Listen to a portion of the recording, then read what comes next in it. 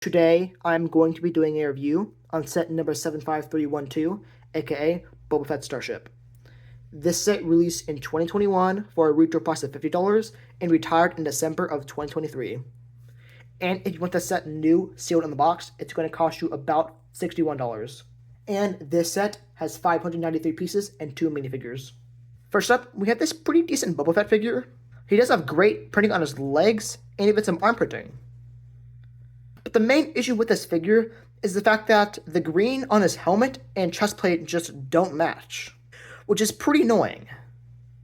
Either his chest plate should have been sand green or his helmet should have been dark green.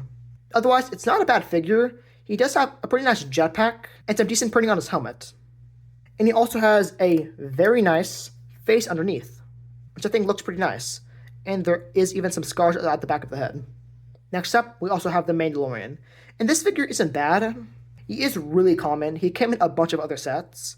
And sadly, with his helmet, the print is significantly downshifted, which does look bad, but luckily LEGO fixed that problem on the newer Mandalorians. Otherwise, he has a pretty basic print on his torso and legs, but he does have some very nice arm printing. And he does use the Mandalorian cape, and there is even a decent back print. And underneath his helmet, it is just a plain black head. While not a minifigure, there is this Gamorrean guard in carbonite, which is nice. But it doesn't really make that much sense, because the episode that this set is based off of, there wasn't really anything even close to this included, which is weird, but otherwise I'm not really complaining. It's a nice sticker on just this one piece, with a grill on top. But I'm not the biggest fan of this, just because it's not really that accurate for the shaping. Otherwise, it's decent. Overall, this is a decent minifigure selection. I do wish that there was a more unique figure or an exclusive one, because both of these figures have released in multiple other sets. I just feel like a Fennec Shan, a random Imperial, or Mayfield would have been a decent inclusion, because just these two figures is just fine. But now for the actual build. Now before I talk about the main ship in the set, there is this little cart, which this cart actually has two purposes. Number one, to hold the Gamorrean guard and carbonite, just like this. But it also doubles as a stand for the ship, which I think is actually a really cool thing. Because having it be a cart is a decent play feature for kids, and also people who want to display the set, having a built-in stand is very nice. And there is a basic control panel right there, two little levers, and some inverted pieces on the bottom. And there are some lights on the front. And you can have a minifigure driving it. So, to actually put the ship on the back, there is that little inverted tile, and all you do is you line up the bottom right here, and you put the ladder just like that. And it is pretty nice. It does look good, and surprisingly, it is pretty stable. Now for the actual slave one. First, there is some nice detailing right here on the sides and the top, which do look nice, and there are two sticker pieces right there, and two more on the other side. And also on the front, there are these two blasters, which do look nice, but I find that these things fall off very easily. And of course, you do have the fins, which can move.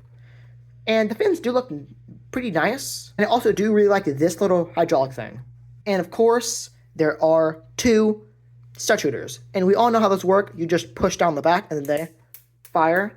And they are fine, but they can be lost pretty easily. And on the front, there are those two sticker pieces, which don't look too bad, but if you want to make the set look good, you do kind of have to really push it to the edge so that it lines up. Because if you don't do that, there's going to be a pretty ugly gray gap. And the back of the slave one is decent. There are some engines, which are orange, which I am pretty sure is the accurate color. And also, one thing I do like is that there is actually a handle, which does make it pretty fun to carry around, but I find that it can fall into your finger like that, so I find it best to put your other finger right there. While it's nice, it wasn't really that necessary, because you can easily just hold it from the back. But the reason why they did that is because people really liked the handle on the 2019 one. And also, right here at the bottom, you can lift this entire thing up and put the carbonite piece right in there, which does fit pretty nice. But you can't fit a figure in there. And while I do really like his wings, sometimes when you lift it up, they don't fall down, so you do kind of have to push them. And one thing I'm not the biggest fan of with this set is that there is a pretty big gap right there for the cockpit. And to actually put the figure in, all you do is you open up the cockpit, then you grab your Boba Fett, then you set him down on those two studs right there. Just like that.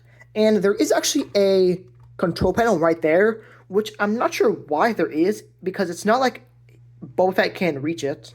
But to actually close the windshield, you do have to fold his rangefinder down, which I don't think it looks that good with his rangefinder down. But otherwise, he doesn't look too bad. And also, I do really like this whole angle that they managed to do. I think that this whole front piece actually doesn't look too bad.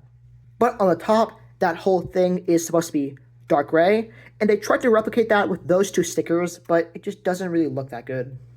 And with the set, I am very disappointed that they didn't add some sort of feature at the back to drop the seismic charges, especially because they did that in the show. Overall, this is a pretty good set. Admittedly, some of the shaping is a bit weird and not 100% accurate, but I think that it doesn't look that bad. And I am a huge fan of the cart that they included, which doubles as a stand. But I feel like the minifigure selection is a bit lacking. So, should you pick up this set now? Honestly, if you don't have a Slave 1 already, yeah. Because this is your really only affordable option, except the Microfighter, I guess, but that one doesn't really count. While it's not the best Slave 1, it's not a bad one. Overall, I would give this set about a 7 out of 10.